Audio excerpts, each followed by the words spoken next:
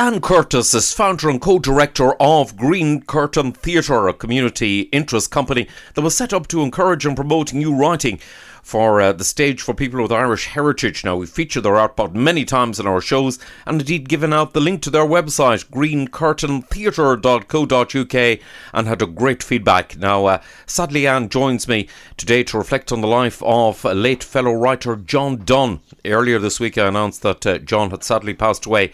And I'm sorry that we're chatting under these circumstances, but I'm sure you'd agree that although John was a modest and humble man, it's fitting that we pay tribute to him. It is indeed, Gerry. I think John was the person who put Irish theatre in fringe theatre on the London Fringe. And I think his contribution should be marked. It was an important one. Indeed so. He certainly made his mark. Now, here at Irish Radio, we were first introduced to John originally from Belfast by Tom O'Brien, a native of Waterford, now based in Hastings. John joined us at some events and we got a warm welcome at his productions. And he was multi-talented. Tell us about his many creative skills. Basically, he was a one-man theatre production company. I mean, he wrote, he directed, he marketed, he cast, he produced, he did the sound and the lighting. I mean, he did everything. I mean, you'd find him mopping the stage floor afterwards. I mean, the man did everything. So there wasn't anything he wouldn't turn his hand to. But principally, he had been a librarian in former life, and so had a love of books, and that came into a love of writing. And that's what made him really. I think he started out as a playwright. Indeed. What would you say was his most notable work?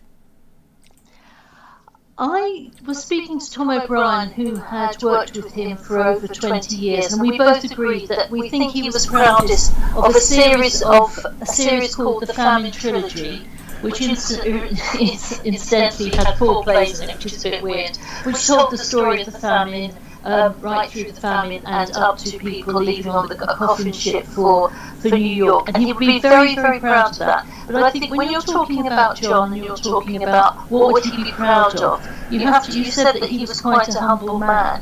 I mean, he got as much crack out of putting on work for other people as he did for producing his own stuff. For example, I don't know, people will remember the name the Maguire 7. Well, Patrick Maguire, who was only 14 years old when he was arrested, he wrote a book called My Father's Watch, and John adapted that and staged it at Camden Centre, and he was desperately proud of that because he thought that was a part of Irish history, London Irish history, that really should be written about. So he had that kind of pride as well, and he worked with Irish elders, he worked with people who had mental health issues, he worked with all sorts of people, and I think he just got as much crack as helping them put their work on stage as he did for anything that he'd written.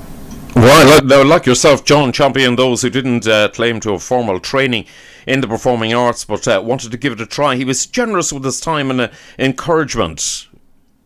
He was indeed. I mean, he ran classes at the Irish Centre, and he would take people's plays and he would put them on himself. You have to remember he had no grants, he had no money, so he was doing it all with very few resources, and he was doing it for a belief in what he did.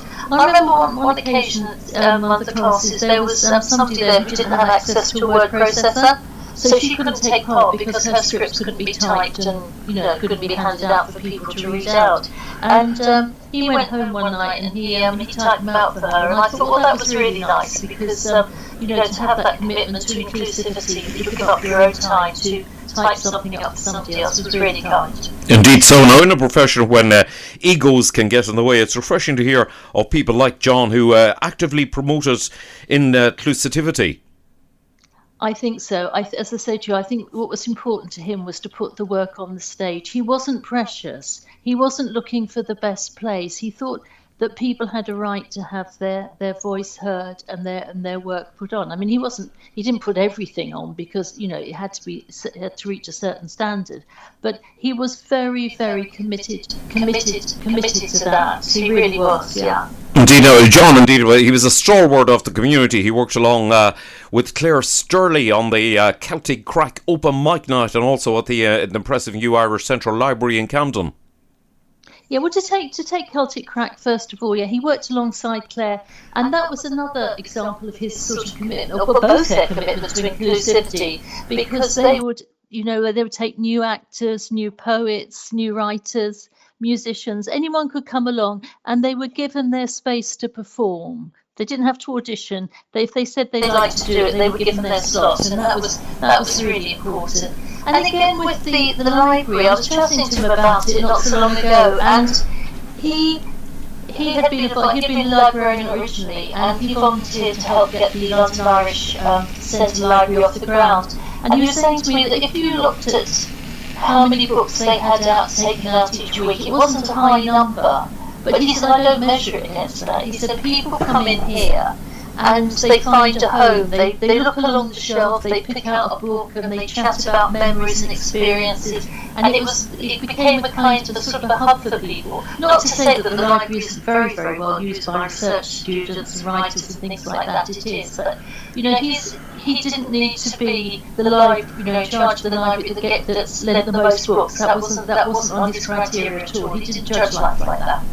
Now, John's legacy will live on, I believe, since there are plays in his collection still to be staged.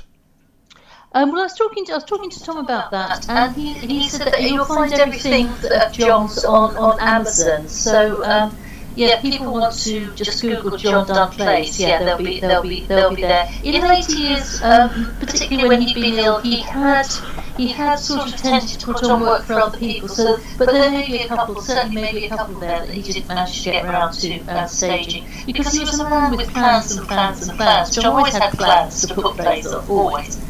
Now, John's creative output has been thought-provoking, raising awareness of many issues ranging from children to ageing communities and both the voluntary and business sectors. He certainly was versatile.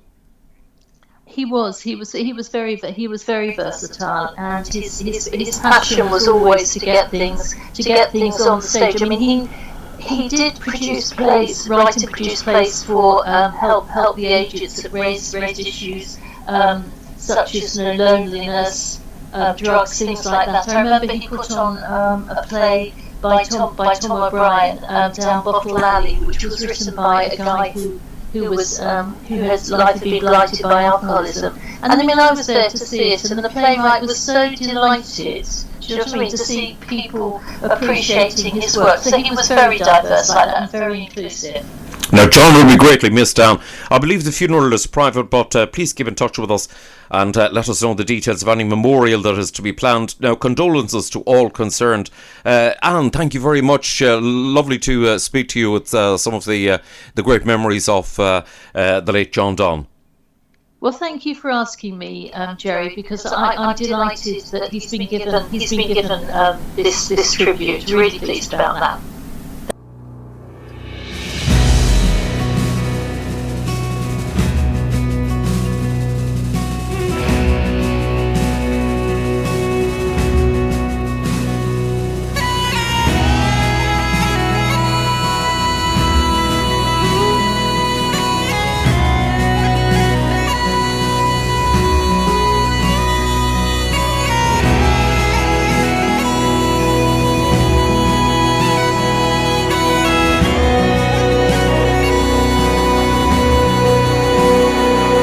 Like the waves of the ocean crashing on the cliffs some more, the western winds are blowing all along the Galway shore.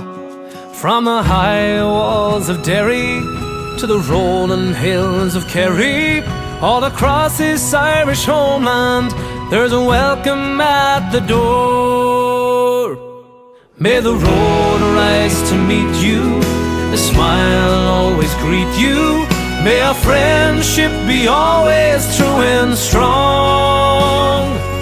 And as the sun sets in the west, I wish you all the best.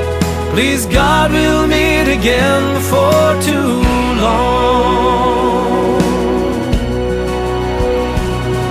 Oh, the troubles of our world, we leave them at the door. We raise a glass to friends who've passed, remembering them once more. May the luck of the Irish be with you new every day. Who knows what tomorrow brings? Let's live for today. May the road rise to meet you, a smile always greet you.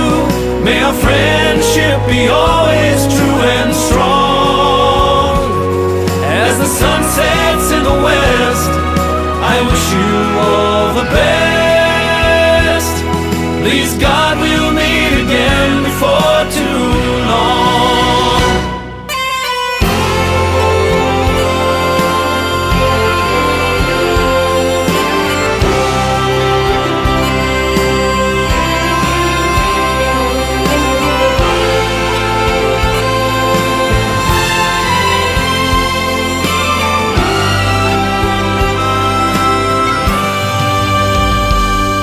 May the road rise to meet you, a smile always greet you.